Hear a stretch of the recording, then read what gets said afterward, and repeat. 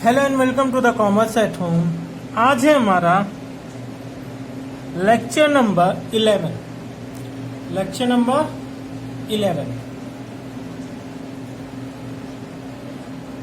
जिसमें हम पढ़ने वाले हैं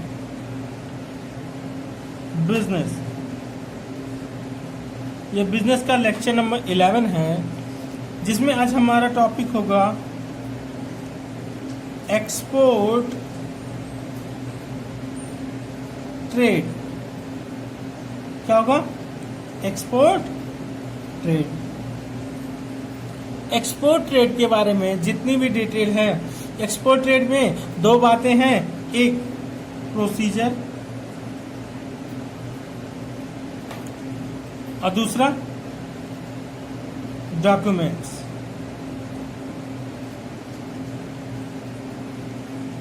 भैया क्या प्रोसीजर है? अगर हमको एक एक्सपोर्ट ट्रेड करना है तो हम कौन कौन से काम से शुरू करेंगे और कौन से काम पे खत्म करेंगे, और एक्सपोर्ट करने में या कोई सामान एक देश से दूसरे देश तक बेचने में कौन कौन से पेपर का इस्तेमाल किया जाता है, कौन कौन सा कागज इस्तेमाल में आता है। यह हमारा चैप्टर नंबर 6।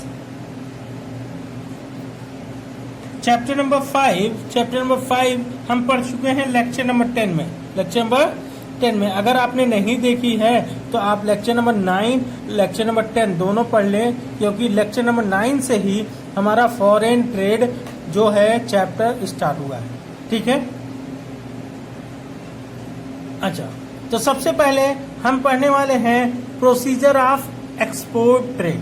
पर स्टार्ट करने से पहले मैं आप लोगों से बोल दूं कि आप लोग मेरे चैनल को लाइक, शेयर और सब्सक्राइब करिए, दूसरों तक शेयर जरूर करिए ताकि वो भी आपकी तरह पढ़ाई कर सके। ठीक है, चलिए स्टार्ट करते हैं।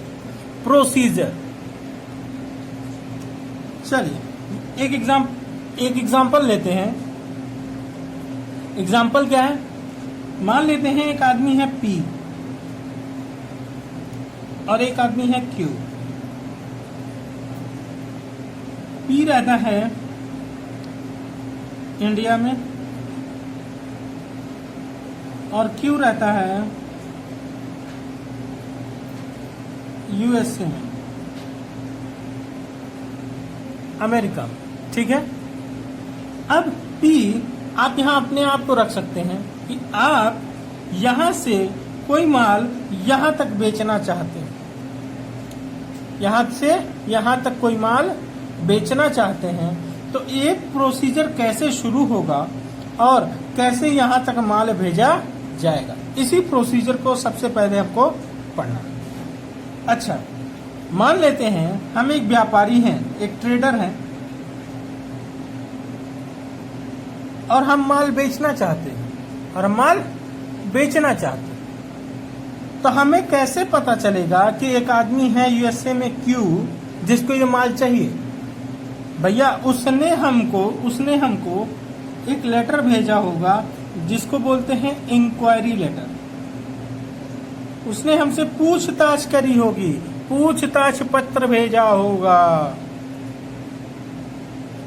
सबसे पहले हमारा क्या काम है? उसने हमको जब पूछताछ पत्र भेजा तो सबसे पहले हम उसको भेजेंगे क्या भैया? जवाब देंगे, उसको कोटेशन वगैरह भेजेंगे कि भैया जो तुम माल पूछ रहे हो उसका दाम कितना है, क्या क्वालिटी है, सारी बातें हम उसको बताएंगे। जब उसको माल पसंद आएगा हमारा तो वो हमको ऑर्डर देगा कि भैया हमको इतना माल चाहिए। अच्छा, ऑर्डर दो तरह से हो सकता है। पहली बात, क्यू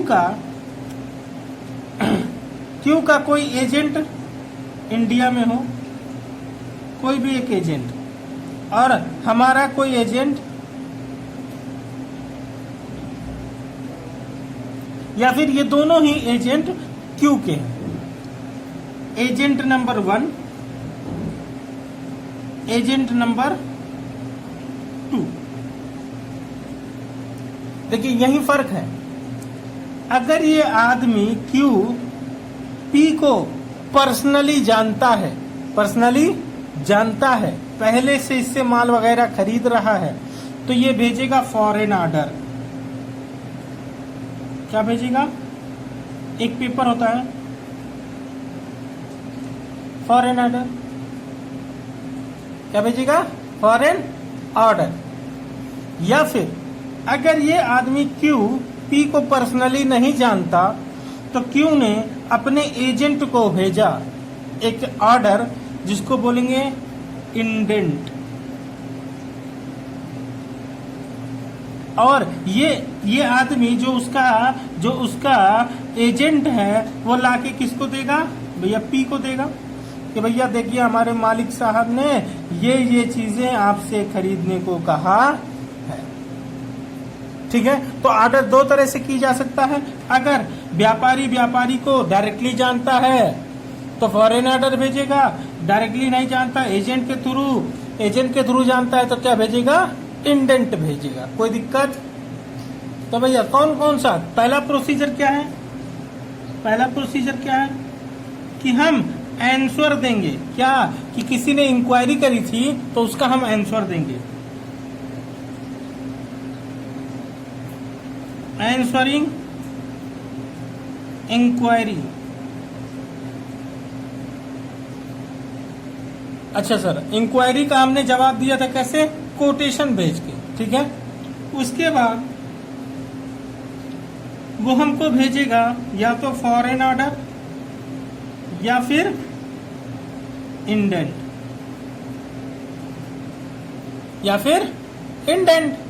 अच्छा, तीसरी बात क्या है सर? तीसरी बात बताइए।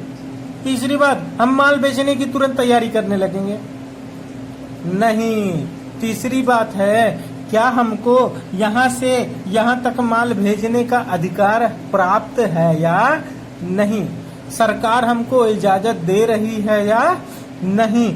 तो हमको लाइसेंस लेना पड़ेगा कि भैया अगर हम इंडिया के बाहर माल बेचते हैं तो उसका लाइसेंस बनता है, इसको बोलते हैं एक्सपोर्ट लाइसेंस।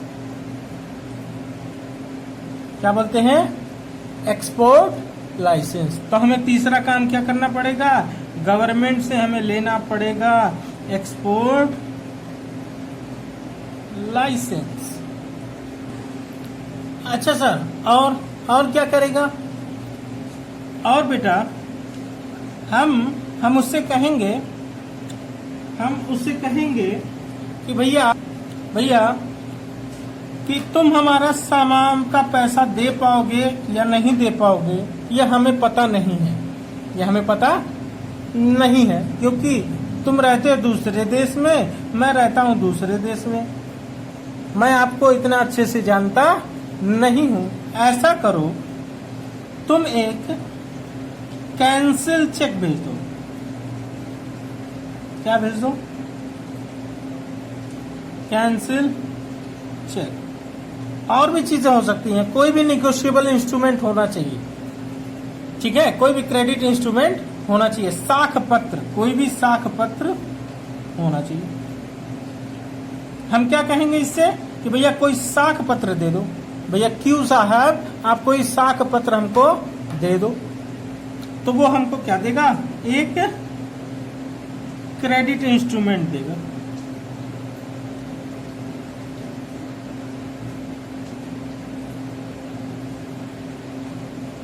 क्या देगा?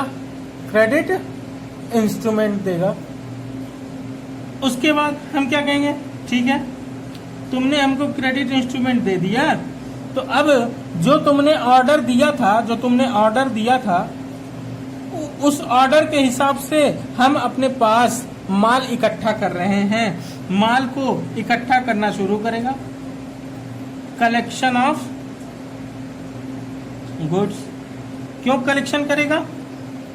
क्योंकि भैया हो सकता है इसकी दुकान में, मतलब हमारी दुकान में माल पड़ा हो सकता है खत्म हो गया तो हमको कहीं से इंतजाम करना पड़े। तो अगर इंतजाम करना पड़े, उसी को बोल रहे हैं कलेक्शन ऑफ गुड्स, कि हम अपने पास माल का इंतजाम कर ले जो भी क्यू ने खरीदने को कहा है। अच्छा, खरीदने के बाद उसकी मार्किंग कर दीजिए।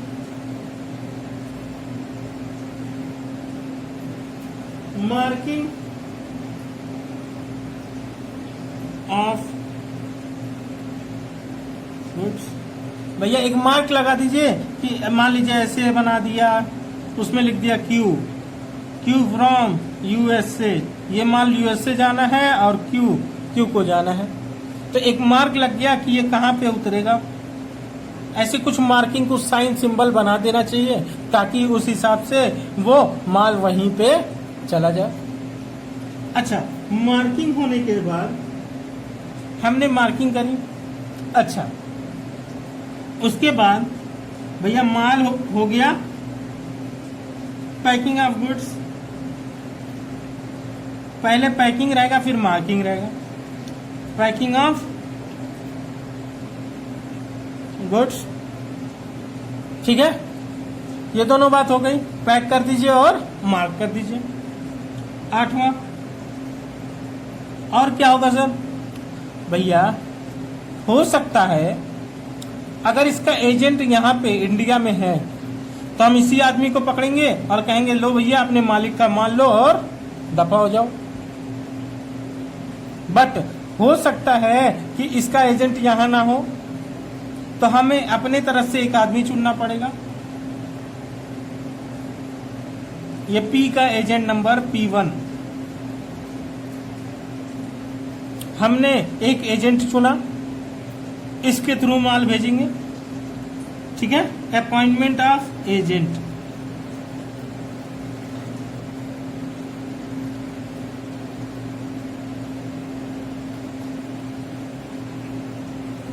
अच्छा और क्या होगा सर? और बता रहे हैं बेटा, फिक्र मत करिए।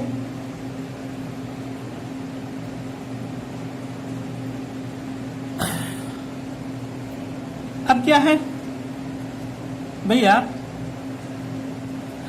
पी मान लेते हैं इंडिया में है, लेकिन इंडिया में कौन सी जगह रहता है? मान लेते हैं हम इंडिया में यूपी में रहता था, इंडिया में यूपी में रहता था। अब बताइए यूपी में कोई बंदरगाह है? कोई सी पोर्ट है? कोई सी पोर्ट नहीं। तो सी पोर्ट के लिए हमें कहाँ जाना पड़ेगा? कोलकाता, है ना, बंगाल में, महाराष्ट्र में, या ऐसे एरिया में जो समुद्र से जुड़ा हुआ हो, जहाँ पे पोर्ट हो। मान लेते हैं हमें मुंबई से माल भेजना है यूएसए तक, मुंबई से माल भेजना, तो यूपी से लेके मुंबई तक माल भेजना पड़ेगा कि नहीं भेजना पड़ेगा? यूपी से लेके मुंबई तक माल भेजना पड़ेगा। इसको बोलते हैं सेंडिंग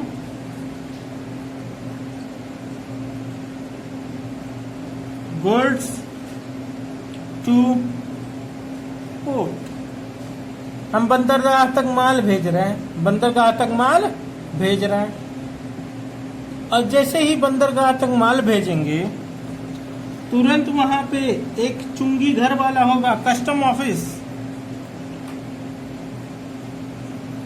जहां पे टैक्सेस वगैरह पे किए जाते हैं, जहां पे टैक्सेस वगैरह पे किए जाते हैं।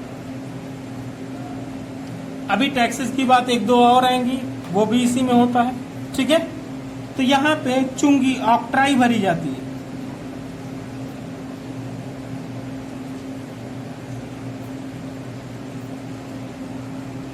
ऑक्ट्राई भरने के लिए एक पेपर भरना पड़ता है, ठीक है। अब उसके बाद हमने ऑक्ट्राई भर दी 11 नंबर। 11 नंबर पे वो क्या करेगा भैया? वो जाके पोर्ट पे बात करेगा कि कोई जहाज यूएसए जाने वाली है या नहीं, यूएसए जाने वाली है या नहीं। अपॉइंटमेंट ऑफ शिप, ठीक है, हम उस जहाज का प्रबंध करेंगे, मैनेज ऑफ शिप। अच्छा, हमने जहाज का इंतजाम कर लिया, तो भैया एक्सपोर्ट ड्यूटी पे कर दीजिए। क्या पे कर दीजिए, माल यहां से भेजना है तो टैक्स लगता है, उसको बोलते हैं एक्सपोर्ट ड्यूटी। तो भैया वो भी पे हो जाएगी, चुंगी के साथ साथ एक्सपोर्ट ड्यूटी भी पे हो जाती है। ठीक है। अच्छा, एक्सपोर्ट ड्यूटी क्या है भैया? 2-3 तरह के गुड्स होते हैं। एक होता है ड्यूटीएबल गुड्स जिस पे टैक्स लगना चाहिए, एक होता है नॉन ड्यूटीएबल गुड्स जिस पे टैक्स नहीं लगता है, ऐसा गुड जिस पे टैक्स नहीं लगता हो, या फिर कोस्टल गुड्स।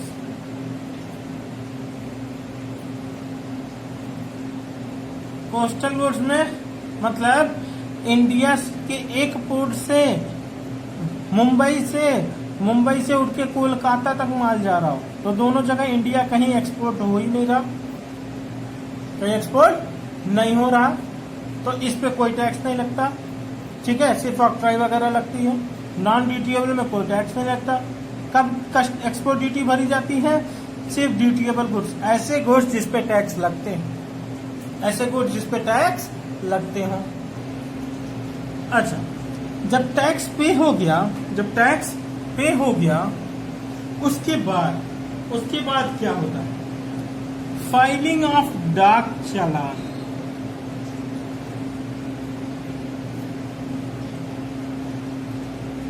फाइलिंग ऑफ डाक, इसको दूसरे नाम से शिपिंग बिल भी कहा जाता है। क्या कहा जाता है? Shipping bill. भैया डाक चालान भरिए। जब हम टैक्स पे कर चुके होते हैं तो एक अनुमति लेनी पड़ती है कि हम माल इस कस्टम ऑफिस से लेकर कहां तक लेके जाए? पोर्ट तक लेके जाए, जहां पे माल लदेगा। तो भैया फाइलिंग ऑफ डाक चालान भरने के बाद, जैसे ही डाक चालान भरा जाएगा, हमें इजाजत मिल जाएगी क्या? Shipping of goods. कि भैया माल को जहाज पर लाद दीजिए। जैसे ही यहाँ पे कप्तान होता है, ये जहाज है, जहाज पे जो कप्तान बैठा होगा, जो आदमी बैठा होगा, वो होता है कैप्टन। ये कैप्टन को हम क्या दिखाएंगे? डाक चालान, जिसको शिपिंग बिल बोला जाता है। क्या बोला जाता है? Shipping bill. जैसे ही हम उसको शिपिंग बिल दिखाएंगे, वो कहेगा ठीक है भैया माल लाद दीजिए। जब वो लादेंगे माल, उस पे चढ़ाएंगे जहाज पे, तो वो चेक करता रहेगा कि भैया ये माल अच्छा है या टूटा फूटा है, कुछ खराब तो नहीं है। अच्छा, उसको सब कुछ ठीक लगा, अगर सब कुछ ठीक लगा तो वो रिसिप्ट इशू करता है, जिसको बोलते हैं मेट रिसिप्ट। क्या बोलते हैं? Mate receipt. क्या कहा? लीजिए भैया आपका माल लद गया है, ये हमसे पर्ची ले लीजिए कि हाँ आपका माल लद गया है। अब वो 2 तरह की बनती है। अगर सारा माल अच्छा है तो क्लीन बनेगी, या फिर अगर सारा माल अच्छा नहीं तो वो बनाएगा फाउल रिसिप्ट।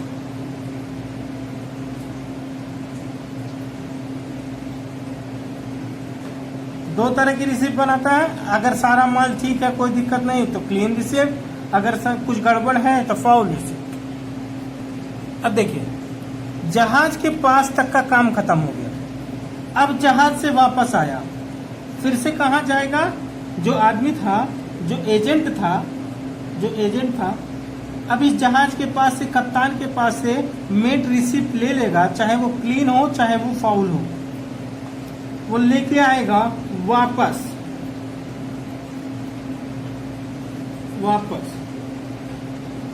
ऑफिस में, शिपिंग ऑफिस में।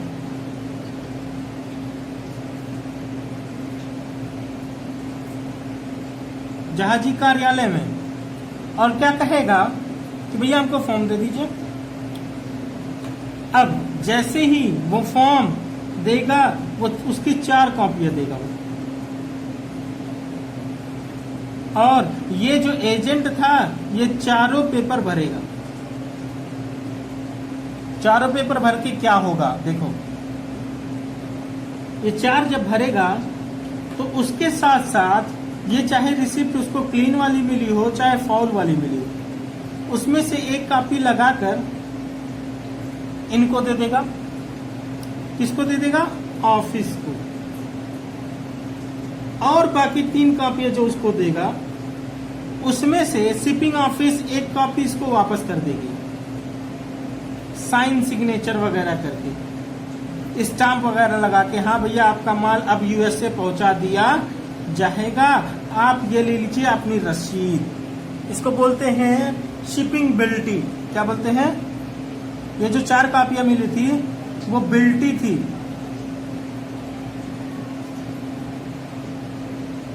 शिपिंग बिल्टी। शिपिंग बिल्टी की 4 कॉपियां भरेगा, 4 कॉपियों में से एक कॉपी ये अधिकारी रख लेगा, एक कॉपी जहाज के साथ जाएगी, एक कॉपी इसके पास रहेगी और एक कॉपी वहां पे भेज दी जाएगी यूएसए में। कोई दिक्कत? सबके पास पेपर हो गया अपना अपना। अब अच्छा, ये तो हो गया थोड़ा सा माल भेजना। अगर हमको बहुत ज्यादा माल भेजना होता, इतना माल कि हम पूरी जहाज पे सिर्फ अपना ही माल ला दें या जहाज का आधा हिस्सा हम बुक कर लिए, तो उसको बोलते हैं चार्टर कर लेना, प्राइवेट कर लेना। इसको बोलते हैं चार्टर पार्टी। तो उसको ये जहाजी बिल्टी, शिपिंग बिल्टी ना भरकर चार्टर पार्टी के लिए एक एग्रीमेंट करते हैं। चार्टर पार्टी का एक एग्रीमेंट होता है किसके किसके बीच? भैया ऑफिस के बीच और जो ये एजेंट था बेचने वाला, पी का जो एजेंट था P1, उसके बीच और ऑफिस के बीच एक एग्रीमेंट होता है जिसको बोलते हैं चार्टर पार्टी। चार्टर पार्टी, ठीक है?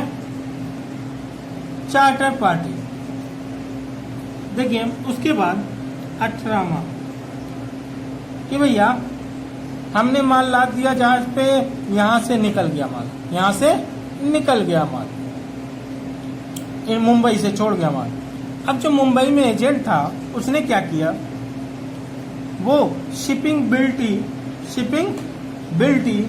भेज दिया किसको? एक्सपोर्टर को। एक्सपोर्टर को बिल्टी भेज दिया। बिल्टी क्यों भेज दिया? एक्सपोर्टर को बिल्टी भेज दिया। बिल्टी क्यों भेजा? ताकि उसको पता चल जाए कि माल यहां से जा चुका है। अच्छा, तुरंत एक्सपोर्टर क्या करेगा? एक्सपोर्टर क्या करेगा? पूछेगा इंश्योरेंस वगैरह करा दिए थे ना? बोलेगा हाँ इंश्योरेंस करा दिए थे। यहाँ पे एक्सपोर्टर ये बिल्टी भेजने से पहले इस माल का इंश्योरेंस करा देता है। अगर क्लियर नहीं बताया था उसने इंश्योरेंस कराओगे या नहीं कराओगे, तो बस जितने की कॉस्ट होगी उसका 10% या 15% ज्यादा मांगेगा, 10 से 15% तक, ताकि इस पैसे से वो इंश्योरेंस करा सके। ठीक है, इंश्योरेंस हो गया। जहाजी बिल्टी किसके पास पहुंच गई? एक्सपोर्टर के पास। किसके पास? एक्सपोर्टर के पास। एक्सपोर्टर के पास पहुंचने के बाद जैसे ही पी को पता चला कि हाँ मेरा माल मुंबई से छूट चुका है, कहाँ के लिए? अमेरिका के लिए। कहाँ से? मुंबई से छूट चुका है अमेरिका के लिए। तो वो क्या करेगा? Preparing of invoice. तुरंत वो बीजक तैयार करेगा। तुरंत वो बीजक तैयार कि भैया आपका माल था यूएसए वाले साहब, क्यों साहब, आपके माल का दाम जितना भी माल लेते हैं, 1 करोड़ का माल भेजा तो उसको बता दिया जाता है एक बिल बनाकर कि आपका माल का दाम कितना हो गया? 1 करोड़ रुपया। ठीक है सर, इतना तो हो गया। तुरंत ये क्या करेगा, इनवॉइस तैयार करने के बाद वो चाहेगा कि भैया पेमेंट हमको मिल जाए। तो दो तरह से वो पेमेंट ले सकता है, या तो ये तुरंत कैश में भेज दें या फिर क्रेडिट पर। तो क्रेडिट के टाइम पे दो तरह की बिल होती हैं, document against acceptance, document against payment. मतलब क्या है, अगर हमने ये वाला डॉक्यूमेंट भेजा इस माल के साथ, तो इस बिल्टी के साथ साथ ये डीए और डीपी में से कोई एक बिल चली जाती है। जब यहाँ पे बिल्टी मिली क्यू को, तो उसके साथ या तो डीए मिलेगा या तो डीपी मिलेगा। कहेगा बिल एक्सेप्ट करके और हमें दे दीजिए, या तुरंत हमें पैसा पेमेंट कर दीजिए। हम यहाँ के पोर्ट वाले को बोल देंगे कि भैया जब तक वो बिल को एक्सेप्ट ना कर लेगा माल उसको ना दीजिएगा, या फिर बिल का पेमेंट ना कर देगा माल उसको मत दीजिएगा। डीए डॉक्यूमेंट अगेंस्ट एक्सेप्टेंस, जब तक बिल एक्सेप्ट ना कर लेगा तब तक, या डॉक्यूमेंट अगेंस्ट पेमेंट, जब तक बिल की पेमेंट ना कर देगा तब तक उसको माल देना नहीं है। सर ये तो आपने पढ़ा दिया कि कैसे एक माल एक देश से दूसरे देश तक पहुंचता। सर अब ये भी बता दीजिए कि भैया कौन कौन सा पेपर इस्तेमाल किया जाएगा। सर ठीक है बेटा, वो भी बता देते हैं।